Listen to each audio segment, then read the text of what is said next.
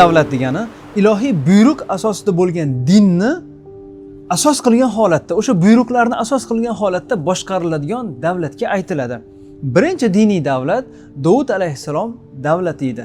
Davud alayhissalomdan keyin u davlatni Sulaymon alayhissalom boshqardi. Sulaymon alayhissalomdan keyin u davlat ikkiga bo'lindi. Birini yo'q bo'lgan, bugungi kunda yo'q bo'lib ketgan qabilalar boshqargan edi.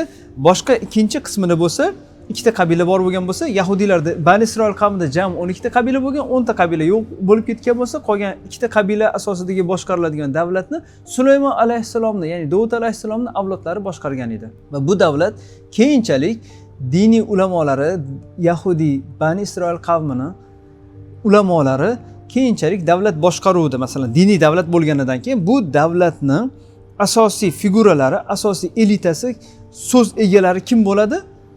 Diniy ulamolar bo'ladi.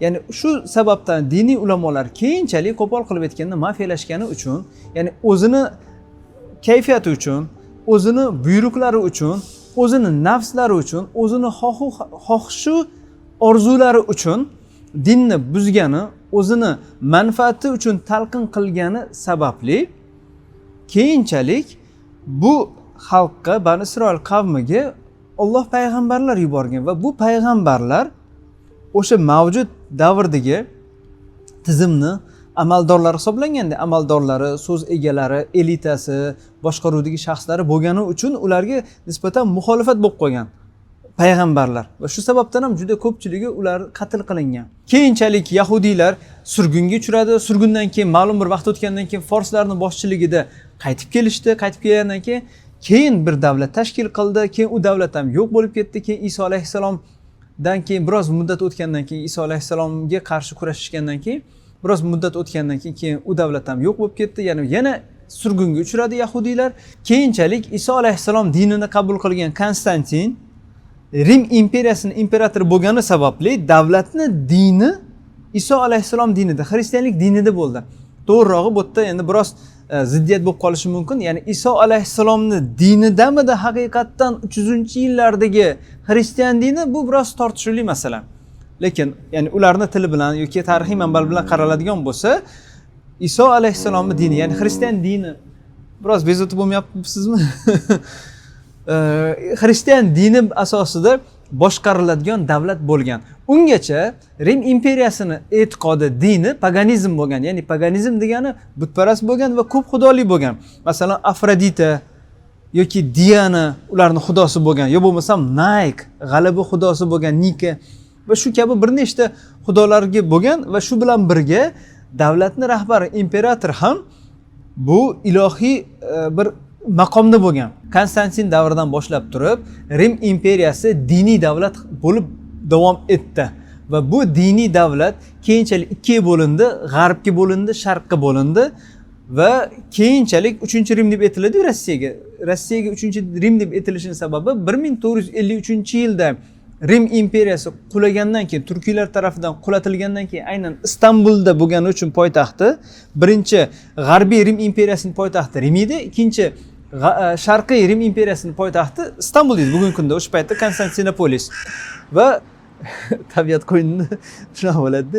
Mana qarg'alar 3 ta qaraylikka bog'lab ketaman hozir, o'sha qarg'a qag'illagani uchun. Ikkinchi Sharqiy Rim imperiyasi 1453-yilda turkiylar tomonidan qulatilindi. Qulatilingandan keyin, g'alaba qozonilgandan keyin turkiylar bu joylar musulmonlarning o'lkasi hisoblanganidan keyin Chor Rossiyasi o'zini 3-Rim deb e'lon qilishni boshladi va u ham Ivan Grozniy davridan boshlangan. Chor degani o'zi aslida tsar degani.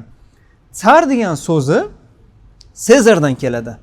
Ya'ni o'sha Ivan Grozniy markaziy eng yuqori bo'lgan rohiblar tomonidan uni Chor deb e'lon qilingandan keyin, tsar deb e'lon qilingandan keyin Chor imperiyasi, Chor Rossiyasi deb e'lon qilindi va u o'zini 3-Rim deb hisoblashni boshladi. Ya'ni keyinchalik Markaziy Osiyoga kirib kelgan o'rislar, ruslar buni e'tiqodiy masala bilan kirib kelishgan. Ya'ni o'sha Rim imperiyasini, Konstantinopolis bo'lgan markazdagi Rim imperiyasini qulatganlar turkiylar bo'lgani uchun va bizning bobolarimiz bo'lgani uchun, Markaziy Osiyodan ketgan turkiylar bo'lgani uchun Markaziy Osiyoga qilgan yurishni ham ular o'zini e'tiqodiy ruslar, Chor Rossiyasi, salbchilar yurishi kabi yurish qildi. Ya'ni salb degani xoch degani arabchada shunaqangi e'tiqodiy ramzga olib kelingan. O'shaning uchun masalan Toshkentda qurilgan butxona bor-ku va u butxona ham masalan Avliyo Georgiysini nomiga, ya'ni ular uchun avliyo bo'lgan Georgiy nomiga qo'yilgan. Yo bo'lmasam mukofotlari bor, Georgiy lentasi bor, yo bo'lmasam mukofotlari bor. Keyinchalik orden medal sifatida ularning nomidan foydalanilgan. Hattoki Aleksandr Nevskiy ham ular uchun masalan ilohiy bir ramzga aylantirib qo'yishgan. Xullas, 3-Rim bo'lgan bu Rim imperiyasi Markaziy Osiyoga kelgandan keyin xalqimizni qatag'on qilganidan keyin o'shanga nisbatan etilgan qarg'aga bog'layman-dimi?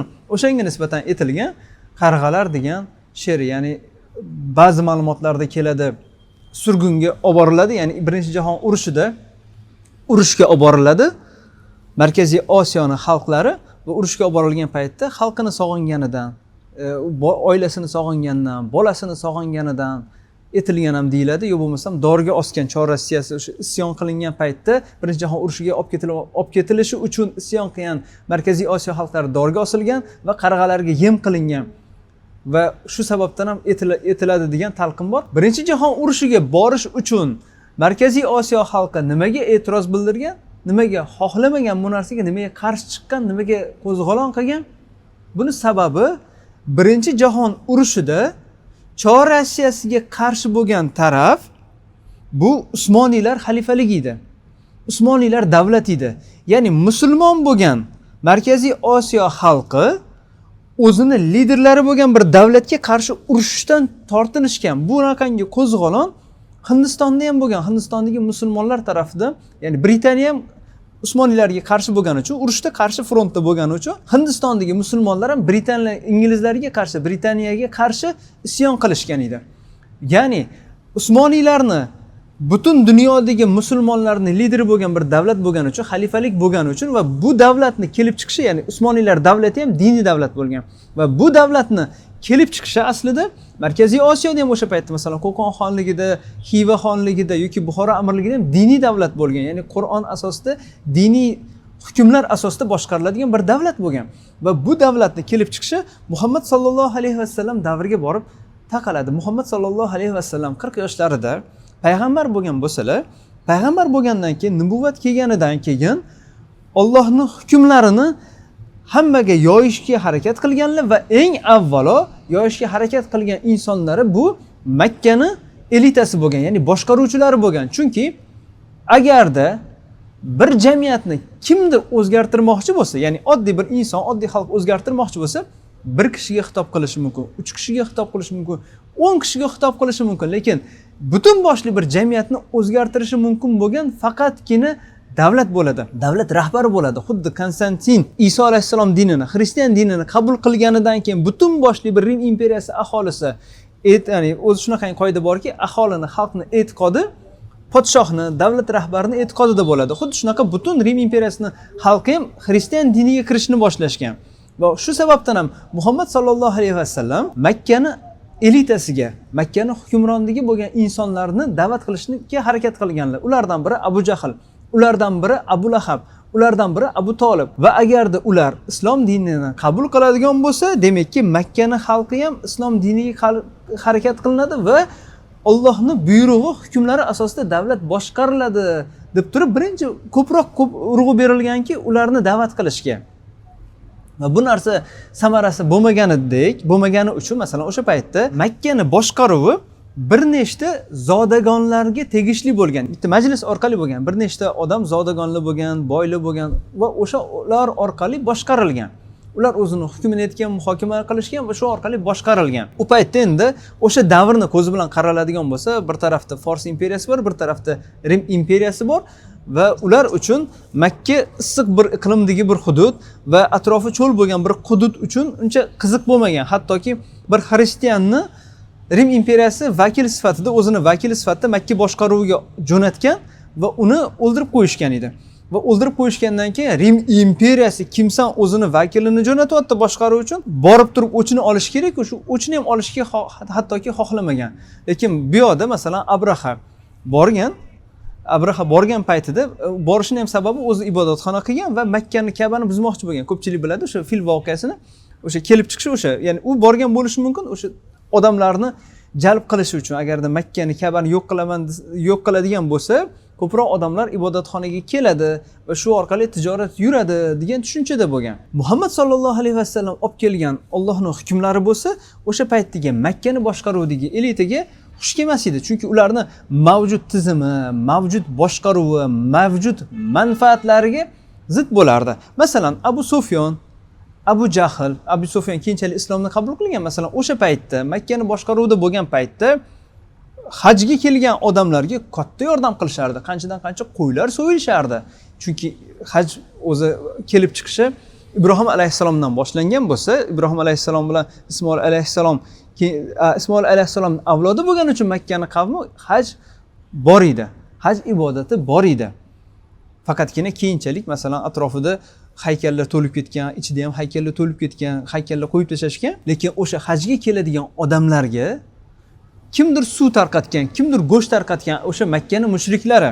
Abu Jahl, Abu Lahablar hajga kelgan odamlarga bunchalik yordam qilishi nima sababdan etdim? Chunki bugungi kunda masalan kimdir xato ish qiladigan bo'lsa, kimdir jinoyat qiladigan bo'lsa, kimdir aldam-qaldam qiladigan bo'lsa, ha u masjid qurib qo'ygan, ha u muhtojlarga yordam beriladi deyiladi. Agarda bu o'lchov bilan qaraladigan bo'lsa, hattoki Yahyo alayhissalomni qatl qilgan davlat rahbari, o'sha yahudiylarning davlat rahbari ham hattoki har kuni qurbonlik qilardi. O'sha Yahyo alayhissalomni qatl qilgan davlat boshlig'i o'sha paytda Rim imperiyasiga bog'langan bir Yahudiya viloyatini qiroli edi va davlat diniy davlat edi. Ya'ni bir narsani yomonligini oqlash uchun kimgadir yaxshilik qilgani yoki kimgadir sadaqa qilgani, ehson qilgani, masjid qurdirgani bilan yechim bo'lmaydi. Masalan, Shaytanat filmini ko'rgan, serialni ko'rgansiz. Shaytanatda ham Asadbek nima qiladi?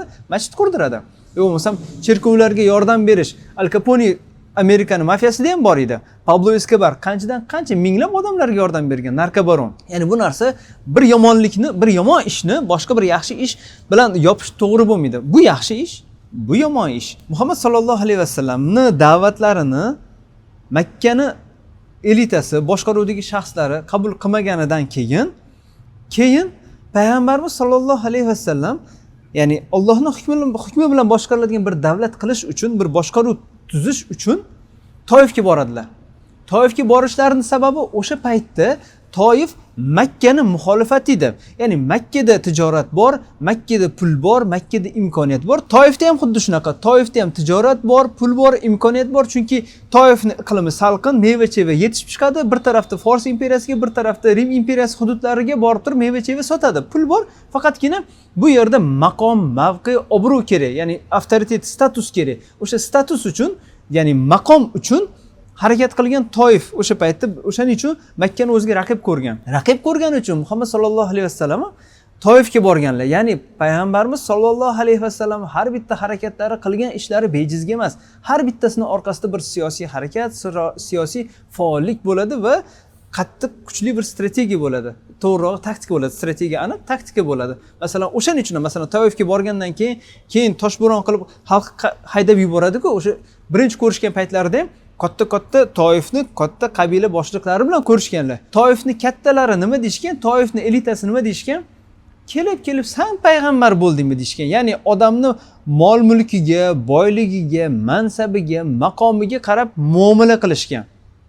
Va keyin ko'chadagi tentirab yuradigan bolalar bo'ladi-yu, o'zi masalan unaqa tentirab yuradigan bolalar fast desa yugurib ketib qolishi mumkin-da. Xuddi shunaqa ularga buyruq berilgan holatda toshbo'ron qildirishadi. Shunday qilib Makkaga qaytadilar va keyinchalik Madinani aholisi kelgan paytida qiziqadi. Chunki Madinada yahudiylar yashaydi va ular davom etgan holatda yaqinda payg'ambarimiz keladi va hamma joyi butun arab o'lkalarini hukmronligi bizda bo'ladi deb turib takroriy holatda Madinani yahudiylar aytib yurgan bo'ladi va arablarni yerga urib turgan bo'ladi. Sizlar butparastlar, biz ahli kitobmiz deb turib. Va shu sababdan ham Madinaliklar birinchilardan bo'lib turib Muhammad sallallohu alayhi vasallamni muzokaraga boradi va Madinaga chaqirishadi.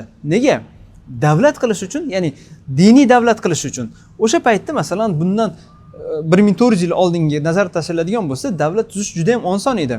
Bir davlat tashkil qilinadi, birinchisi yo'q bo'ladi. Bir davlat tashkil bo'ladi, bir davlatning rahbarini qulatiladi, u davlat parchalanib ketib qoladi, yo'q bo'ladi. Chunki davlat deganda u paytda qonunlar urf-odatlar va shu bilan birga davlat rahbari. Shuni o'zi yetarli bo'lardi. Masalan, aynan o'sha davrda Markaziy Osiyoda Toshkentda shahar bor edi, Farg'onada shahar bor edi, Samarqandda shahar bor edi, Buxoroda shahar bor edi va bular shahar davlati edi.